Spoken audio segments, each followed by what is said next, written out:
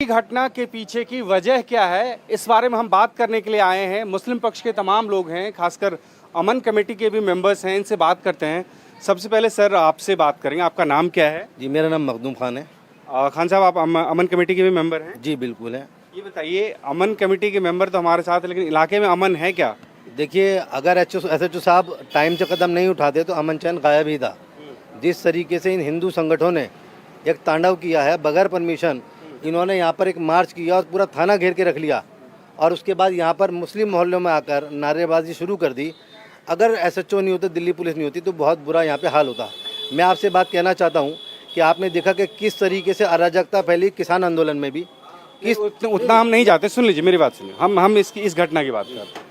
हिंदू पक्ष का ये भी कहना है कि आपके मोहल्ले तक तो आए नहीं, तो वो लोग तो सड़क पे प्रदर्शन कर रहे थे, आप लोग ने पत्थरबाजी शुरू कर दी। आप फुटेज देख लिए, वो हमारे मोहल्ले के बिल्कुल सामने आ गए थे, और सामने आने के बाद नारे लगा रहे थे बद्दे बद्दे। उनके हाथों में पत्थर है, हमारे पास फुटेज है, उनके हाथ में जो पत्थर है हम आपको दिखा भी सकते हैं। ये पूरा का पूरा प्री प्लान था। पूरा सुबह से आप समझिए कि व्हाट्सएप पे एक मैसेज सर्कुलेट हो रहा था कि कृष्णा मंदिर पर इकट्ठे हो, कृष्णा मंदिर पर इकट्ठे हो। इकट्ठे होने के बाद प्री प्लान तरीके से उन्होंने पूरे थाने को घेरा। यानी वर्दी का, यानी इस खाकी वर्दी का भी कोई डर खौफ नहीं है कि कम से कम इन्हें इतना खौफ होना चाहिए कि हम थाने को घेरें, हमारे साथ क्या हो सकता है। उसके बाद ये हमारे मोहल्ले पे आए, मोहल्ले पे अटैक करना चाहा, लेकिन यहाँ के लोगों ने बड़ा संयम बरता।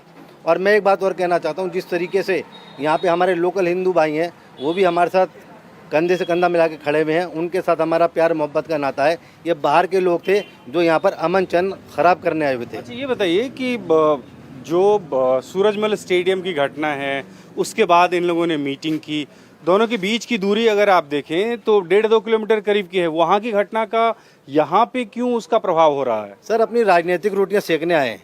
ये चाहते हैं कि हिंदू मुस्लिम झगड़ा हो, और इनका काम यही है। मैं आपसे कहना चाहता हूँ, ये पुलिस का और उपद्रवियों का मामला था। आप होते कौन है? किसने आपको अथॉरिटी दी? आपको क्या दिल्ली पुलिस के ऊपर यकीन नहीं है? कानून के ऊपर आपको यकीन नहीं है? अगर कानून पे यकीन नहीं है, जब तो आपने इस तरीके से पत्थरबाजी क्यों हुई यहाँ पे? कौन थे वो लोग, आप लोग जानते हैं क्या किसी को? देखिए, सारी फुटेज सामने है। जो लोग वहाँ पे थे उनसे पूछना चाहता हूँ, यहाँ मतलब था, यहाँ खड़ा होने का क्या मतलब था? हज़ार की भीड़ यहाँ पे खड़ा होकर नारे लगा रही है, उनके साथ में लाउड स्पीकर भी है, माइक भी साथ में है, और ये लोग कहाँ? और छोटे छोटे बच्चे आए हुए साथ में।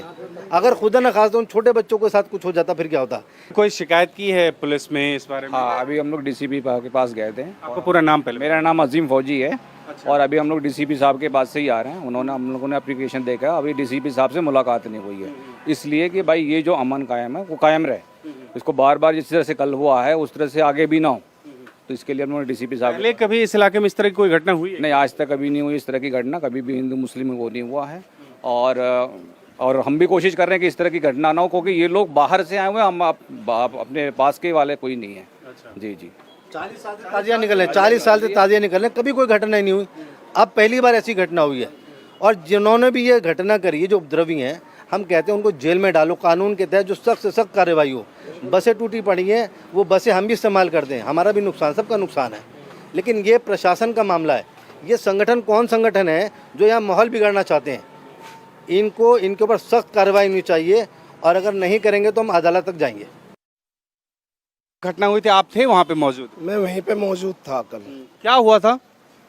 कल मैं जैसा उधर रोड से आ रहा था तो वो लोग पहले थाने में प्रदर्शन कर रहे थे, उसके बाद गदर उतारते हुए वे नारे लगाते हुए इधर को चल दिए।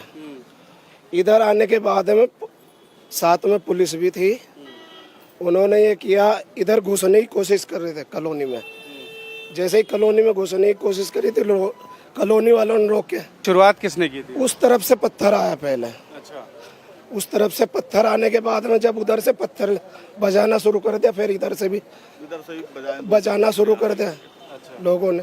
जब पत्थर, फिर बाद में पुलिस ने लाठी चार्ज किया, तब उन लोगों को भगाया। कि क्या लग रहा है, कुछ प्लानिंग के साथ में वो लोग यहाँ पे पहुंचे थे कि दंगा करना है, हंगामा करना है? कारण एक दिन पहले उससे सूरजमल स्टेडियम के पास में हुआ था। देखिए, जब ये मुहर्रम के दिन ये जो बवाल हुआ था, ये जो इलाका है हमारा A ब्लॉक 2 नंबर नांगलोई में है, यहाँ पर मुस्लिम इलाका है। यहाँ पे कम से कम 600-700 घर हैं मुसलमानों के।